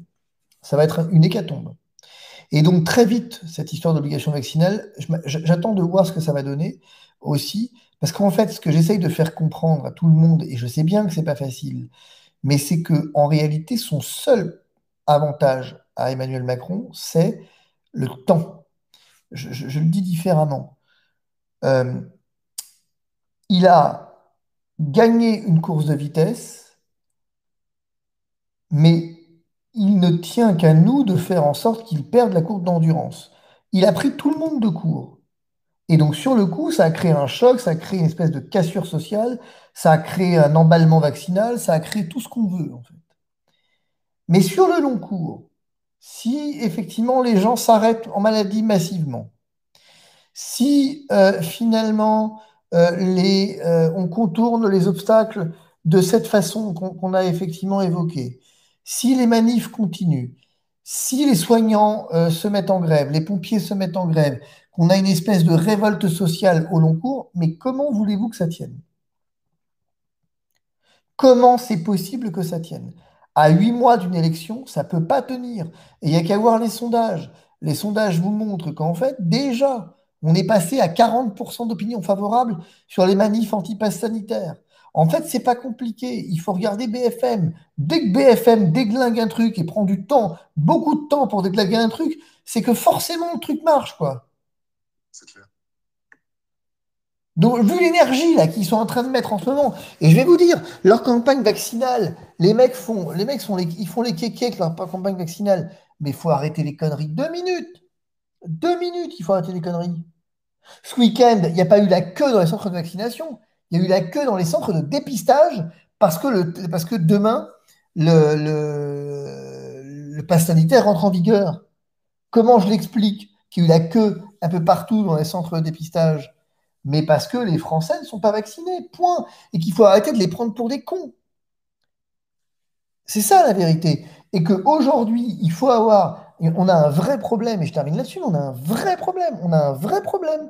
C'est que, je veux dire, il va se passer un truc là en septembre qui ne me plaît pas du tout, et qui, ça, est beaucoup plus grave que leur passe sanitaire de merde, c'est que Pfizer a obtenu de la FDA américaine qu'elle s'assoie sur une année d'essais cliniques et qu'elle transforme l'autorisation d'urgence en autorisation définitive. Et pourquoi? Eh bien, parce que vous comprenez, je mens pas, hein, c'est les arguments de Pfizer, de dire, bah, vous comprenez les antivax, ce qu'ils vous disent, c'est que le vaccin, il n'est pas sûr parce qu'il est provisoire. Bah, il suffit de le rendre définitif, et du coup, bah, il sera plus provisoire, donc il sera sûr. Voilà le niveau quand même. Hein. Et la FDA, et la FDA américaine qui dit, oh ouais, c'est vrai, t'as raison. On dirait des gamins de 4 ans en fait qui dialoguent, quoi. Mais non, non, mais je veux dire, il faut se souvenir quand même d'un truc. Je ferai une vidéo là-dessus. J'en avais fait une, mais je la referai exactement. Mais j'essaierai de la mettre ailleurs que sur YouTube, parce que YouTube m'aime pas. Le truc, c'est que euh, il faut quand même comprendre pourquoi je gueule sur la vaccination, en fait. Quel est mon gros problème avec la vaccination? Tout le monde me prend pour un con dans cette histoire. Mais hé, les gars, je sais un peu de quoi je parle quand même. Pour le coup, des mecs qui font la santé publique, il n'y en a pas 50 000 en France. Moi, j'ai deux problèmes avec la vaccination. Un, c'est encore une autorisation mise sur le marché conditionnelle, provisoire. Mais bon. Mais deux, j'ai un autre problème beaucoup plus grave. C'est que derrière la vaccination, il y a un mec, il y a un cabinet qui s'appelle McKinsey, quoi. Et McKinsey, il est responsable de le plus gros scandale sanitaire aux États-Unis, de la toxicomanie légale, quand même. Les opioïdes. McKinsey, c'est le mec, enfin, c'est le cabinet qui, en fait, à un moment donné, est arrivé chez Mundi Pharma, je crois, dont était membre Johnson Johnson, et qui a quand même réussi cet exploit de faire croire aux médecins qu'en fait, il n'y avait pas d'effet secondaire à prescrire des opioïdes et qu'ils pouvaient y aller en toute sécurité, regarder les études. On a tué des centaines de milliers de gens avec ces conneries. Et comment? À coup de renfort de publicité, à coup de renfort de mais enfin, pourquoi est-ce que vous acceptez d'avoir mal? On est allé chercher les ouvriers en, euh, dans le Maryland, en fait, un petit peu comme dans Virginie de l'Ouest, tous les mecs qui travaillaient à la chaîne, qui avaient du boulot dur, qui souffraient, on est allé leur dire, mais enfin, pourquoi vous aimez souffrir? Pourquoi vous aimez souffrir? Bah, il suffit que vous preniez un petit comprimé d'oxycodone. Et en fait, pas un petit comprimé, bah, vous avez qu'à en prendre deux comprimés d'oxycodone pour que la vie reparte. Soulagez-vous l'existence. C'était ça, hein. On a fait des campagnes de publicité qui ressemblent, mais comme deux gouttes d'eau, à celles qu'on fait pour les vaccins. C'est les mêmes. Un jour, je vous les mettrai en parallèle et vous verrez les images, vous verrez les slogans. C'est la même méthode qui a été utilisée. Alors finalement, comment ça a été possible? Bah, pourquoi la FDA a laissé passer ça? Mais parce que la FDA, les mecs, les régulateurs qui bossaient à la FDA, sont passés ensuite chez Mundi Pharma comme responsables produits. Donc, il faut qu'on arrête de me prendre pour un con, quoi. Quand il y a McKinsey quelque part, on devrait tous se méfier. Tous. McKinsey, c'est les mecs qui, non contents, alors ils ont payé une amende très importante aux États-Unis parce que tu comprends, voilà, ils ont reconnu qu'ils ont fait des conneries. N'empêche que pendant ce temps-là, où est-ce qu'ils sont? Ils sont en Haïti, ils sont en Afrique, où effectivement leurs conneries là, d'oxycodone et d'opioïdes, ils sont en train de tuer une partie de l'Afrique avec les opioïdes. Et c'est encore eux, c'est encore Mundi Pharma. Faut qu'on arrête de me prendre pour un con, quoi. Et alors, si vous me permettez, est-ce qu'il n'y a pas justement quelque chose d'autant plus grave en France, c'est qu'en plus, il y a la complicité d'hommes politiques, quoi. Ben, c'est pas qu'il y a la complicité politique, c'est que McKinsey, il a créé En Marche. En Marche, c'est McKinsey. Incroyable. Je veux dire, c'est bien ça Ouais, qui m'inquiète. De toute façon, moi, je reste convaincu que tout ça n'est qu'un vaste hold-up, hein. Les PCR payants, les masques payants, les vaccins qu'il faut absolument vendre, produire, etc. Non mais, je veux dire, Autour du non fric. mais quand vous y pensez, réfléchissons-y 2 minutes. Les vaccins, putain. Mais ce dont vous vous rendez pas compte, en fait, et mais moi, de l'intérieur, ce qui me fait hurler, c'est que moi, je veux bien aujourd'hui, j'ai ma petite notoriété, ok, ça me fait plaisir, non, je m'en fous d'ailleurs, mais ce qui me fait hurler surtout, c'est que ce qui se passe en ce moment, je l'ai écrit il y a 5 ou 6 ans, je l'ai écrit il y a 10 ans, et j'ai encore les écrits, je veux dire, c'est tous mes travaux universitaires. J'ai fait mes travaux universitaires sur la distinction entre la fonction d'évaluation et de gestion de la crise sanitaire, je veux dire, du risque sanitaire. Et ça fait 10 ans que j'écris que l'industrie pharmaceutique cherche à vivre une Coupe du Monde. Que ça fait 10 ans que l'industrie pharmaceutique gueule parce que les essais cliniques, ça prend trop de temps et qu'on ne met pas assez vite les médicaments innovants sur le marché. Et elle veut réduire les durées d'essais cliniques. Et là, qu'est-ce qu'elle fait avec le vaccin? Eh bien, elle fait exactement ça. Exactement ça. Je veux dire, il faut quand même savoir que on vous parle de médicaments innovants. On n'arrête pas d'innover. On n'arrête pas l'innovation, d'avoir des médicaments innovants tout le temps. Mais il faut quand même savoir que 90% d'entre eux, sinon 95% d'entre eux, eh bien, ne sont pas efficaces. Et c'est pas moi qui le dis. C'est en fait la Haute Autorité de Santé française qui vous dit que les médicaments sur le marché, les nouveaux médicaments sur le marché, voilà. Dire, il faut quand même que vous sachiez que chaque année, la revue Prescrire euh, eh bien, publie la liste noire des médicaments qui sont sur le marché, qui ne servent plus à rien, mais qui sont prescrits en routine et qui sont dangereux. Pourquoi on les maintient? Mais parce que derrière, il y a des intérêts économiques colossaux. Et il faut enfin, dernier point, savoir un autre truc, c'est que comment on entre dans l'histoire quand on fait de la pharmaceutique? On n'entre pas dans l'histoire en, euh, en enlevant du marché un médicament dangereux. On entre dans l'histoire en mettant sur le marché un médicament qui va sauver tout le monde. Et donc le Bien sûr. problème des médicaments, c'est qu'on les met, mais ils ne sont pas retirés. Donc ici, je veux dire, quand on voit la difficulté qu'on a à parler des effets secondaires, enfin, je hurle quand même quand je vois que Laurent Mukeli, son blog sur Mediapart, effectivement, a été supprimé parce qu'il paraît qu'il racontait des conneries. Mais enfin, le mec s'est appuyé sur les données de pharmacovigilance, quoi. Et on lui dit, oui, mais il est dans la covigilance, tu comprends. Le problème, c'est qu'effectivement, tu dis qu'il est mort à cause du vaccin, alors qu'on ne sait pas, c'est juste probable. Oui, enfin bon, t'as quand même, il y a quelqu'un qui l'a fait remonter quand même le truc, hein. Et il faut quand même savoir qu'aujourd'hui, j'ai un truc, attendez, j'ai un truc pour vous là, en direct là, juste que je le retrouve, qui m'a envoyé ça, un médecin qui m'a envoyé ça hier, et vous allez voir de quoi on parle, hein. Dire, voilà, devant le nombre important d'effets secondaires liés à la vaccination Covid, nous n'arrivons plus à faire remonter aux autorités sanitaires actuellement ces effets secondaires. Ces dernières nous disent être saturées. C'est pas moi, hein. Donc après, on vient m'emmerder avec un pass sanitaire pour inciter tout le monde à la vaccination et on s'étonne que je gueule. Non, mais il faut arrêter les conneries, quoi. Je veux dire, le mot hold-up, effectivement, il est juste, mais il y a autre chose. On est presque, effectivement, à un moment, on va quand même se poser la question de savoir si tout ça ne ressemble pas, de près ou de loin, quand même à une volonté organisée de mettre des gens en danger et de jouer avec leur vie en considérant qu'un mort du Covid, c'est grave, un mort du vaccin, c'est pas grave. Quand j'entends Karine Lacombe venir vous dire que les morts de la vaccination, vous comprenez, bah, oui, ils avaient des polypathologies, ils étaient âgés, et les morts du Covid, ils sont quoi? Donc finalement, on vient effectivement me vacciner des gens en bonne santé pour qu'à la fin, les gens qui mourraient continuent de mourir. Génial. Et pendant ce temps-là, on fait mourir les gens en bonne santé. Mais on est complètement débile ou quoi? Si vous voulez, si ce truc-là, enfin, moi, ce qui m'étonne, c'est la cap. Enfin bref, ce qui m'insurge avec le plus haut point, ce qui m'indigne. Et je vais vous dire, la preuve que c'est une supercherie et que c'est un hold-up, comme vous disiez. Pourquoi on ne met pas Sinopharm sur le marché? Pourquoi on ne met pas Sputnik sur le marché? Pourquoi? Parce qu'il faut Pour la nourrir, thune. bah, pour la thune, il faut nourrir les La intérêts de thune. Pfizer et Moderna. Point. Entre nous, soit dit, on a fait chier AstraZeneca à mort, et on a eu raison. Mais ceci dit, quand on regarde la pharmacovigilance AstraZeneca, elle est quand même vachement moins élevée que celle de Pfizer, hein. AstraZeneca était un vaccin qui, paradoxalement, était plus sûr que Pfizer. Bon. Donc on arrête de se foutre de nous, hein, à un moment donné, si vous voulez. Donc leur passe. Maître, moi, le conseil en urgence qu'on peut donner aux gens qui subissent actuellement une pression pour se faire vacciner, quelle que soit leur corporation, Ne cédez pas. l'arrêt maladie, ça Oui. tient debout. Oui. Bonjour docteur, au secours, burn-out, merci, au revoir. Oui. D'accord. Et si vous voulez, il y a un autre truc qu'il faut dire. C'est qu'il faut que les Français arrêtent d'être cons, quoi. Ça faciliterait la vie de tout le monde. Ça, c'est mon fonds de commerce, maître. Non, mais je vous promets que si les Français arrêtaient d'être cons, bah putain, qu'est-ce que ce serait plus facile?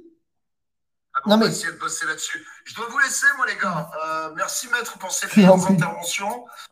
Merci de l'invite ici. En tout cas, c'était top. J'espère revenir. Et puis bah, normalement, je vais me mettre à organiser des meetings politiques. Ça, c'est cool. C'est ça, voilà, Merci à exactement. toi.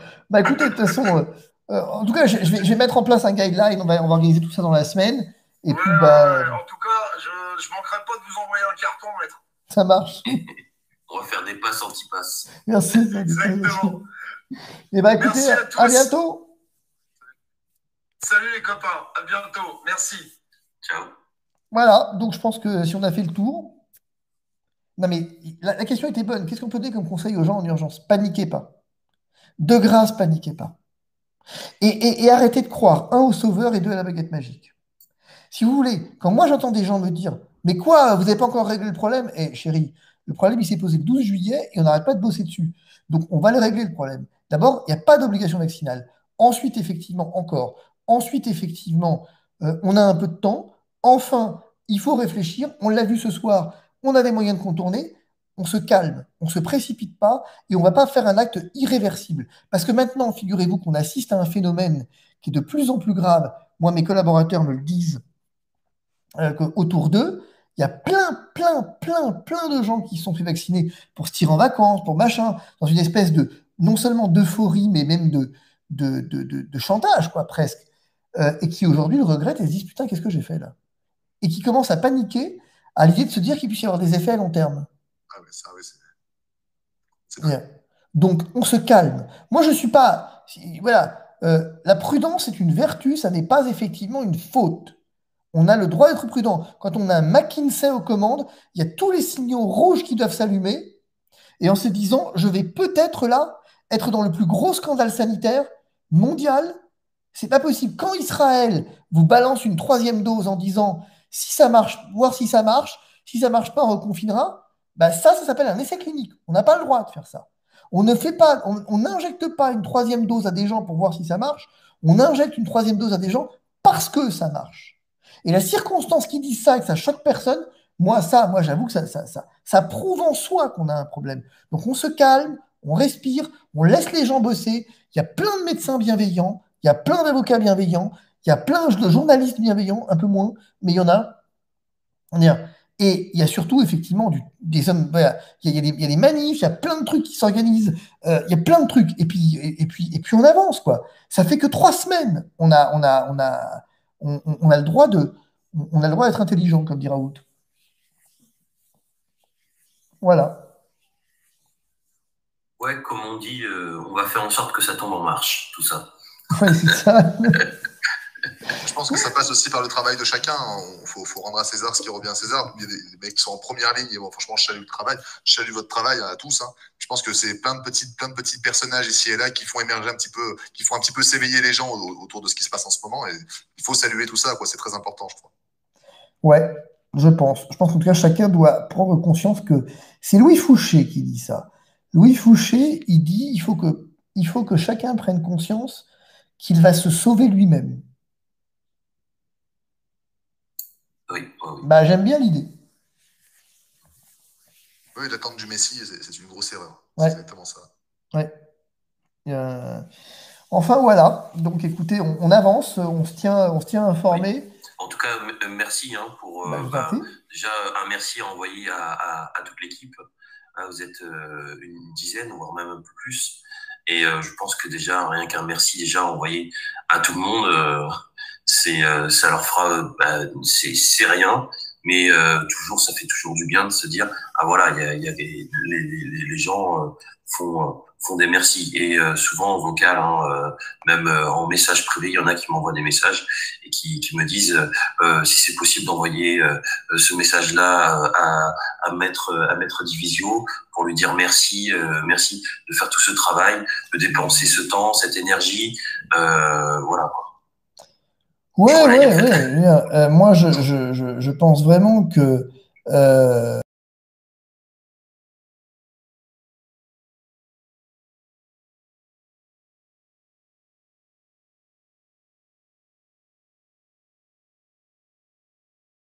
c'est mon boulot, je fais ça toute la journée, j'ai fait de la politique, enfin, je veux dire, je les connais, ces mecs. Quand un texte est rédigé comme ça, et puis il faut quand même que vous compreniez un truc, hein, pour terminer, c'est qu'au fond, Emmanuel Macron, il a pris tout le monde un peu de court, hein. Il n'y a personne qui était d'accord avec le système du pass sanitaire. Quand les ministres allaient à l'Assemblée pour dire il ne sera jamais question de pass sanitaire, quand les députés disons, mais en fait ils le pensaient vraiment et continuent de le penser. Sauf que la politique c'est la politique et que bah voilà ils peuvent pas montrer une dissension en public avec le chef, quoi. Mais la vérité c'est que c'est Macron qui l'a décidé tout seul et les autres appliquent. Voilà. Et, euh, et donc aujourd'hui, ce qu'on cherche, c'est à faire peur. Et je recommande un documentaire sur Netflix qui est La naissance des tyrans, où comparaison n'est pas raison, et je ne vais pas comparer Macron à Staline ou à Kadhafi, mais c'est vachement intéressant de venir voir ce reportage, enfin ce documentaire, sur les composantes de la tyrannie et à quel moment ça peut basculer.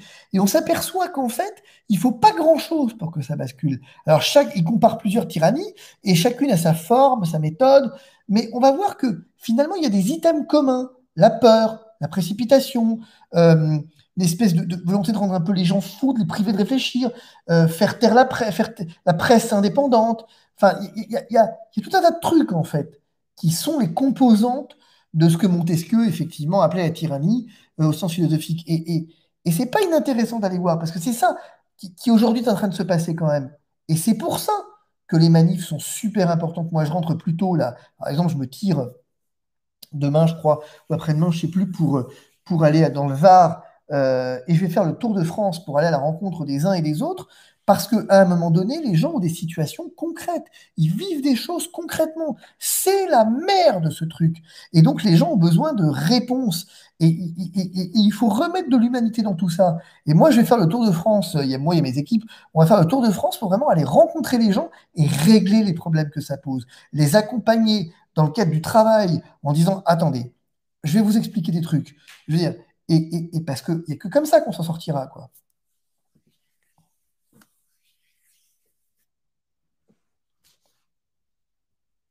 Voilà. En tout cas, bravo, hein. Bravo pour votre courage. Et moi, je vais quand même souligner les propos de, je crois que c'est Black Stas qui disait ça. Moi, je suis toujours admiratif du courage, mais c'est l'époque que nous vivons en ce moment. Il y a quelque chose qui me fascine encore plus, c'est la façon avec laquelle beaucoup ont vite baissé le bénard. Bon, après, voilà, il faut rendre à César ce qui appartient à César. Mais voilà, en tout cas, bravo pour votre courage. Et puis, nous, on essaie de vous suivre autant que possible, à la hauteur de nos humbles audiences. On essaie de faire le travail aussi. Et voilà, bon, on est derrière, hein. Sachez-le. Et bien, à bientôt. Merci à vous. Ouais, À bientôt. à bientôt. Tous, on cherche tous 3 personnes et je pense que quand il faudra aller au bon moment dans les rues pour manifester, si on va tous chercher 3 potes, ça sera intéressant du coup là, à discuter au niveau du nombre. À bientôt.